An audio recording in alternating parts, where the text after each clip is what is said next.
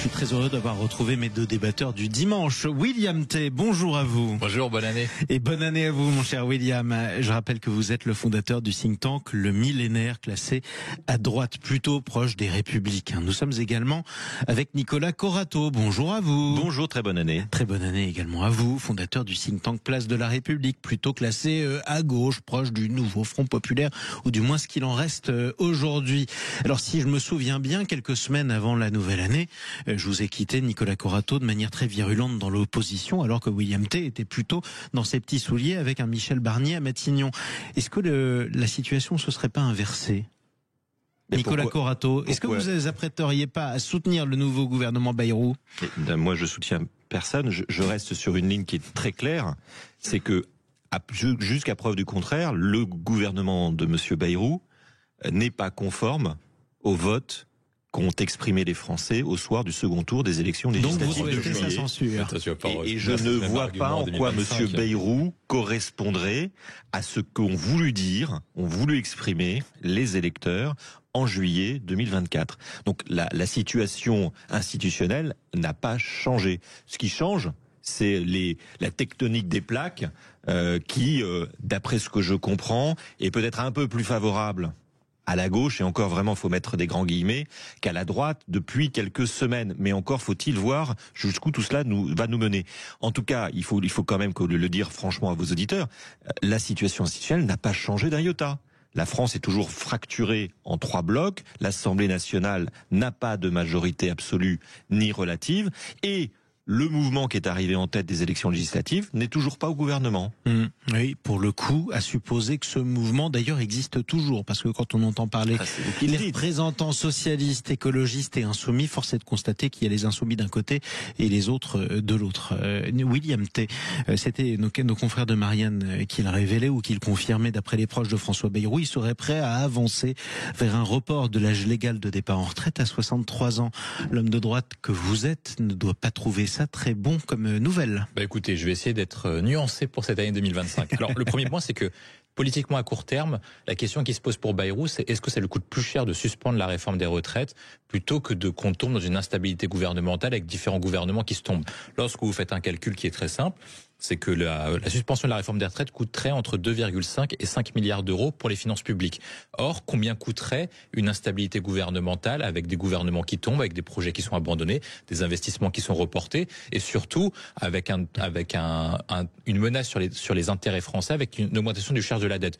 C'est à peu près kiff-kiff. Et donc ensuite, après, on a d'autres dispositifs pour pouvoir combler cette réforme des retraites. Le sujet qui est posé, c'est si ces suspensions, en contrepartie d'un pacte de non-censure, je pense que pour l'instant ça vaut le coup. Par contre, à long terme et à moyen terme, je pense que et politiquement et économiquement, c'est une belle connerie de le faire, et je vais expliquer pourquoi.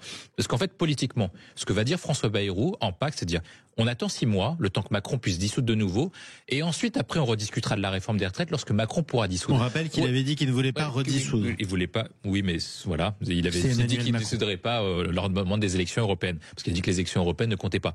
Lorsque vous posez ça comme débat, ça va être très simple. C'est-à-dire que les prochaines élections législatives, si Emmanuel Macron dissout en septembre, à l'issue des 6 mois d'expiration du délai obtenu avec les socialistes sur la question de la suspension de la réforme des retraites, c'est que les Français vont s'exprimer. Est-ce que je suis pour ou est-ce que je suis contre la réforme des retraites ? Et on connaît très bien le résultat. Ils vont gagner parce qu'en fait, la plupart des Français, en majorité, sont contre la réforme des retraites. Ça a été montré par différents sondages parce qu'une grande partie des actifs considèrent qu'elle est injuste parce que les perspectives de carrière ne sont pas bonnes. Vous avez peur que la gauche gagne les élections à nouveau après la prochaine dissolution ? Donc si vous gagnez 6 mois, mais que vous mettez Mélenchon à Matignon, c'est pas une bonne affaire pour les finances publiques. Et là, on arrive sur la question économique. Le problème auquel je suis en désaccord, c'est est-ce qu'on peut être contre le marché du travail ou le système de politique économique en France ? Oui.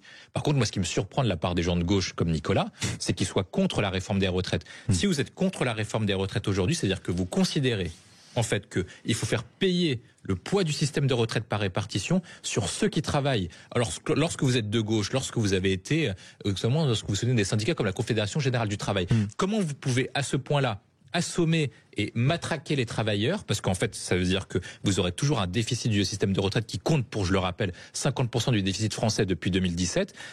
Vous avez également un régime, notamment des fonctionnaires et des régimes sociaux qui sont complètement déséquilibrés. C'est pour ça qu'on vous fait une réforme. Et si vous faites ça, vous pénalisez l'ensemble du monde du travail, les gens qui travaillent le matin et qui vont perdre leur pouvoir d'achat pour équilibrer un système de retraite au profit de gens qui ne travaillent pas. Moi, je croyais que la gauche était le goût de l'effort, c'est le goût du travail, plutôt que le goût des inactifs et le goût de la rente. C'est dommage, vous aviez bien commencé 2025, mon cher William, en basculant dans le camp de ceux qui, comme moi, pensent que le politique, il vient de vous traiter de rentier, que le politique prime sur l'économie. Et puis ensuite, vous avez redérapé, vous êtes revenu en 2024. Alors, je vais vous ramener en 2025 en vous rappelant quand même, sans faire de l'archéologie, que la dernière réforme des retraites dans ce pays, avant celle qui est passée par le 49.3, c'était celle de Madame Touraine, qui avait été passée par un gouvernement de gauche sous le quinquennat de François Hollande. On ne peut pas dire que c'était sous les vivas de la gauche et des syndicats, Mais bien sûr, mais attendez, il faut prendre ses responsabilités. Donc la gauche, elle n'est pas contre la réforme des retraites et elle l'a prouvé par le passé. Pourtant, les gens de gauche disent que c'est pas une réforme de gauche et que ce gouvernement n'était pas de gauche. Le vrai sujet aujourd'hui qui a crispé énormément sur cette réforme des retraites, d'abord, il faut repartir de l'origine. Le problème de cette réforme des retraites, c'est que politiquement, c'était le seul acte prévu par le candidat Macron à sa propre réélection. Et qu'il y a une charge symbolique qui fait que le président de la République s'est accroché à cette réforme qui représentait 100% de son projet sur son second quinquennat. Donc effectivement, les Français ont payé cette forme de charge symbolique, de charge politique que le président de la République lui-même a mis dans cette réforme. Deuxièmement, cette réforme, elle a beaucoup choqué parce qu'elle a été, et juste à mon titre justement, perçue par les Français comme profondément injuste. Elle est injuste parce qu'en fait, elle repose intégralement sur les travailleurs et sur les travailleurs les plus précaires. C'est une réforme qui met de côté et dans une zone de confort les cadres et qui met tous ceux qui ont des carrières longues, des carrières hachées, des carrières à temps partiel, les femmes, les travailleurs jeunes, dans une situation complètement improbable et insécurisante pour leur avenir. Et donc effectivement, il faut comprendre que cette réforme aujourd'hui est une mauvaise réforme. D'ailleurs, y compris les spécialistes de l'économie disent qu'elle n'est pas suffisamment financée. C'est-à-dire que même ceux qui, comme vous, et je les comprends, sont fixés sur l'objectif d'équilibre économique et financier, disent qu'elle n'est pas suffisante et qu'elle est insuffisamment financée. Donc cette réforme, finalement, elle fait quasiment l'unanimité contre elle. C'est une très mauvaise réforme. Il faut, à minima, la suspendre. Moi, je pense qu'il faut l'abroger et qu'effectivement, moi, je suis pour qu'on revienne vers un débat public démocratique à l'occasion d'un prochain scrutin pour que les Français disent exactement quelle réforme des retraites ils veulent pour l'avenir. Mais j'aimerais aussi qu'on revienne un peu sur ce qui a été dit dans les dernières années, y compris sur ce plateau sur Sud Radio, parce que pour avoir fait un certain nombre de débats pendant le projet très contesté, vous avez raison, de réforme des retraites, l'argument numéro 1 resservi ad nauseam et de bonne foi par tous les opposants à cette réforme, c'est-à-dire les syndicats et les partis de gauche, c'était le Conseil d'orientation des retraites a dit qu'il n'y avait pas besoin de réforme, donc on n'a pas besoin de faire de réforme des retraites. Cet argument-là, aujourd'hui, tout le monde est d'accord pour dire que finalement, il était faux. Ça ne veut pas dire que des gens ont menti, mais à minima, des gens se sont trompés. Et en particulier, une bonne partie des syndicats et de la gauche. C'est un fait. Le système des retraites, aujourd'hui, n'est pas à l'équilibre. Il ne le sera pas. Enfin, le fait, c'est que le président du corps, qui n'était pas d'accord avec la position du gouvernement de l'époque, a été remercié. Ça, c'est un fait complètement objectif. Mais s'il nous expliquait qu'il n'y avait pas besoin de réforme, je vous envoie peut-être à l'inviter la prochaine fois. Il vous dira exactement ce qu'il pense de ces prévisions. Ce qui est un fait également, c'est qu'il n'y a pas de consensus à ce jour sur l'avenir de nos régimes de retraite, c'est-à-dire à 20 ans, sur les pistes que les actuaires. Moi, je veux dire, vous avez trouvé des gens qui disent qu'il n'y aura jamais besoin. Je ne vais pas être désagréable avec les actuaires, mais enfin, les actuaires ont une spécialité, c'est de se tromper sur les prévisions à long terme. Et puis, il y a qu'à voir. Et les syndicats. Il y a qu'à voir ce que les spécialistes de Bercy nous ont sorti, qui nous ont amenés dans le trou financier et budgétaire dans lequel nous sommes, pour qu'on puisse être un tout petit peu modeste par rapport à nos prévisions. C'est pas les mêmes, ce qui est vrai en revanche, c'est qu'effectivement, aujourd'hui, il y a un vrai problème sur la charge qui pèse sur les travailleurs les plus précaires dans ce pays. Et qui effectivement porte sur leurs épaules une très grande partie du modèle des retraites. Et qu'il faut peut-être revoir ce système. Et je vais même ajouter quelque chose. Je ne sais pas si William T, qui est un homme de droite, sera d'accord avec moi. Je pense que dans cette équation sur la réforme des retraites, tous les partis autour de la table ont oublié une équation. C'est qu'à un moment, on pourrait aussi demander des efforts, et je vais le dire, aux retraités. Et qu'il n'est pas normal que les actifs portent seuls la responsabilité de la survivance de ce régime social. Et quand on est pour la solidarité nationale, on est pour toute la solidarité nationale, y compris pour celle des retraités. Alors, ça embête énormément les partis politiques, mais je ne sais pas ce que vous en pensez, William, parce que les retraités votent très très fortement et se mobilisent fortement aux élections. Notamment à droite. Mais il y a un moment où il y a des retraités qui ont suffisamment finalement de moyens pour effectivement peut-être un peu plus contribuer, un peu moins percevoir et aussi contribuer au rééquilibrage des régimes de retraite. William T. Alors il y a plusieurs sujets dans ce que dit Nicolas. Le premier, c'est est-ce que on doit revoir le système de retraite. Moi, je pense que le système de retraite actuel, par répartition, n'a pas de...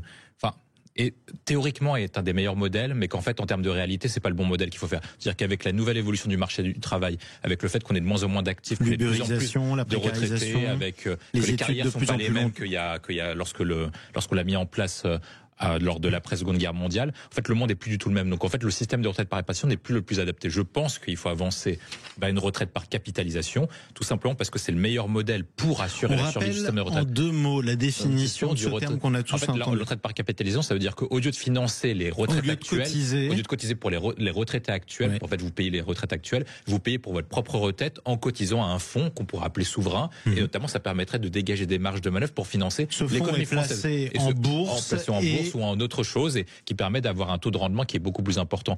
Alors que le système actuel est très simple. Personne n'en parle. Vous cotisez à 10% par mois.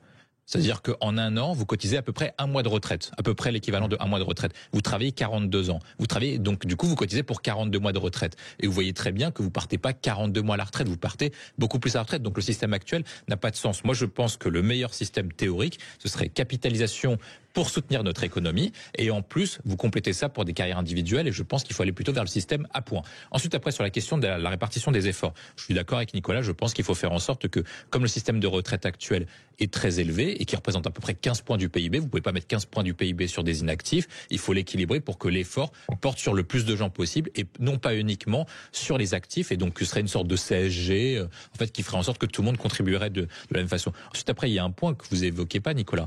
La question essentielle, je pense, c'est qu'en fait, en France, on paye trop d'argent pour l'assistanat et pour les inactifs. Et c'est ça le sujet essentiel, c'est-à-dire que de plus en plus, quand vous regardez le système et le modèle social à la française, le poids de tous les prélèvements obligatoires, de toutes les taxes, augmente de plus en plus pour des gens qui travaillent de plus en plus. Et pourtant, ces gens-là ont de moins en moins de services publics et ont moins en moins d'avantages. C'est-à-dire qu'ils contribuent de plus en plus et ils reçoivent de moins en moins de la part de la solidarité nationale et de la part de l'État. Tout simplement parce qu'on a supprimé les allocations familiales universelles, on a supprimé un ensemble de choses qui font qu'aujourd'hui, il y a beaucoup de contributeurs qui sont très très nets et qui reçoivent rien en échange. On redistribue beaucoup, sauf qu'on paye pas assez, on soutient pas assez le travail et les entreprises qui alimentent vous serez la pas caisse d'accord, nationale. vous ne l'étiez pas avant en 2024. On peut parler d'autres assistés. Il y a des entreprises qui sont très assistées par l'argent public. Mais j'aimerais qu'on aille sur un autre débat malgré tout, parce qu'on sait à peu près ce que vous allez vous échanger comme argument l'un et l'autre, et pourquoi pas d'ailleurs, en toute bonne foi en tout cas.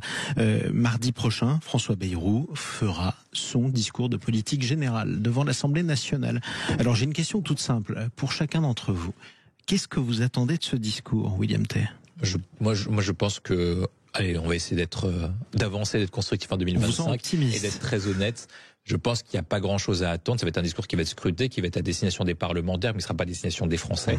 Il n'aura pas vocation à parler à l'opinion publique. Il va parler aux partis politiques. Donc, il va essayer de contenter et une partie du Parti Socialiste et une partie du NFP, et y contenter une partie du Rassemblement National. Et qu'en fait, les véritables choix qu'on verra, ça va être lors de sa traduction politique, en réel, qui va être la question du budget. Est-ce qu'il privilégie sa survie politique à la situation économique de la France? Est-ce qu'il privilégie les concessions au Parti Socialiste et au RN, ou est-ce qu'il privilégie une politique économique qui soit efficace aux Français? On sait à peu près ce que fait François Bayrou depuis qu'il est en politique.